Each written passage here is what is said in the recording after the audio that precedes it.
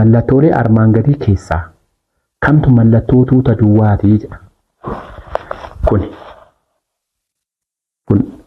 Kun sirriidhaa miti. Kunis sirriidha. Kanaafuu jechuudha deebiin.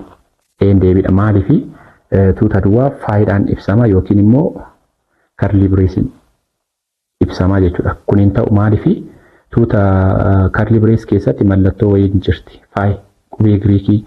Kana jechuun bee akka afaan keenya amma afaan Oromootiin akkana jechuudha. Baa yookiin immoo caa jechuudha. Maaliifi kunillee qubee Giriikii waan taateef. Asitti immoo zeeroodha. Zeeroon immoo lakkoofsa. Kanaafuu mallattoon maal keessa jira jechuudha. Tuuta kana keessatti waan jiruuf zeeroon amma miseensa ta'aa jechuudha. Miseensa tuuta addaa ta'uu danda'a jechuudha. Kanaafuu deebiin kana ta'a. Tuutotni armaan gadii miseensota meeqa qabu? Kun miseensa meeqa qaba? Zeeroo jedhaanii zeeroo of keessatti qaba. Laala inni lakkaa'amu tokko jechuudha. Kanaafuu kuni tokko. Kuni miseensa tokko qaba. Kuni hoo baan tokko, lama, sadii, afur. Kanaafuu kun afur qaba. Miseensota afur qaba baay'ina. Asitti hoo zeeroo irraa jalqabaa miti. Zeeroo irraa erga jalqabee booda 10 irratti dhaabbate. Kun immoo 11. Kun 11.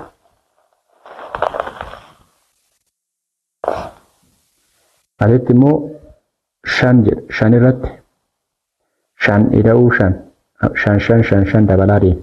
Kanaafuu meeqa qaba kun? 5 tokkoon 5 lamaan 10 sadiin 15 haaluma kanaan kuni 20 5 20 dhibba ta'a miti. Kanaafuu baay'inni isaa meeqa ta'a? 20 ta'a jechuudha. Asitti hoo impitiseet yoo ta'e meeqa qaba? 0 homaan qabu. Tuutota armaan gadii keessaa kamtu tuuta dhaabbataadha? Kamtu tuuta fufaadha? Tuuta biyyoota addunyaa kanarra jiran kun dhaabbataadha. Biyyoonni addunyaa dhaabbataa.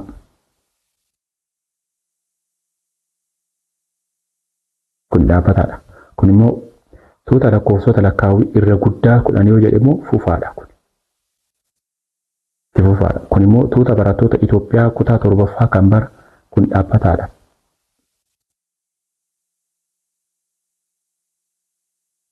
Tuuta tuqaalee sarara dhaabbataa tokko ijaaran irraa jedha.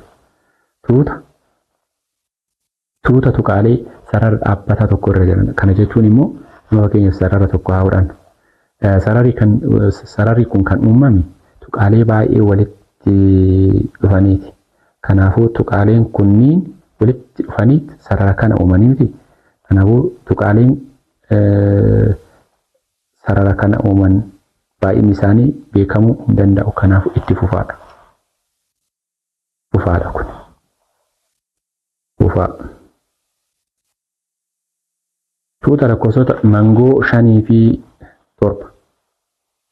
Kun hin jiru miti 5 fi 7. Mangoodha 5 fi 7 gidduu 5 fi 7 gidduu mangoon biraa hin jiru. Kun fufa dhaabbataadha. Kun dhaabbataadha.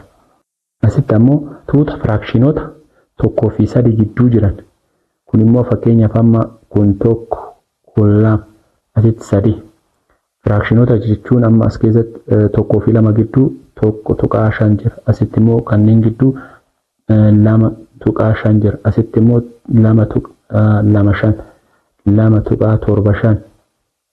2.75 1.25 1.75 as keessatti baay'ee jiru jechuudha. Baay'ee lakkaa'amanii kan hin dhumnetu jira jechuudha. Firaakshiinoota lakkaa'amanii hin dhumnetu jira. Argitanii? Kanaafuu kun fufaadhaa jechuudha. Kan biraa mee jedha asitti. Mee tuutni A 2 haga 19 kun maali? Lakkoofsa qophiidha. Kun lakkoofsota qophii 20 gadiidha. Maaliifi 2 3 jedhee 5 7 jedhee 19 jedhe. Haaluma kanaan kun paatarniin kun tuuta lakkoofsota qophii agarsiisa 20 gadi. Fi jedha aan akkanaa jechuudha. Baan immoo tuuta lakkoofsota lakkaawii irra xiqqaa 100 kan hiramaa 10 haa ta'an. Kan hiramaa 10. Kanaafuu gara tuutatti yoo jijjiirru tuuta lakkoofsota lakkaawii ta'anii irra xiqqaa jedha. Tuuta lakkoofsota lakkaawii ta'an irra xiqqaa 100 gadi kan meeqaaf hiraman? Kan 10 hiraman eenyu fa'a? 10 jama 30 40 50 60 70 80 fi 90 dhibbaa gadi irra xiqqaa dhibbaa waan jedhuuf jedhamti. Amma maaltu gaafatame? Baay'ina aan eenyu? Baay'ina A jechuun 2 3 5 7 jedhee lakkoofsi qofti torbatti aanu eenyu? Torba jennee maal jenna?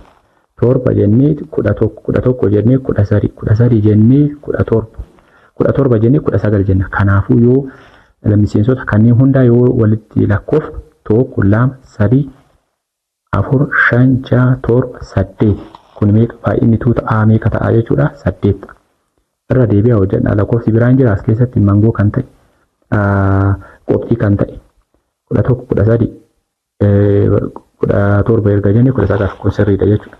Baa haa ilaallu ammoo baay'ina tuuta baa 1 2 3 4 5 6 7 8 9. Kanaafuu baay'inni tuuta kanaa miseensota tuuta kanaa 9 jechuudha.